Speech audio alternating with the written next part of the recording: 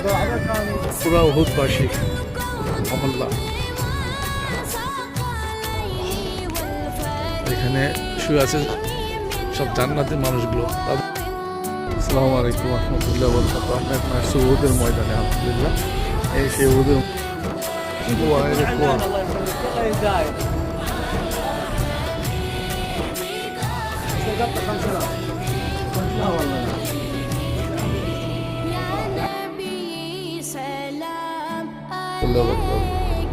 এই যে হুজুর পাক সাল্লাল্লাহু আলাইহি সাল্লাম এখানে তার সাহাবী আজমানকে নিয়ে।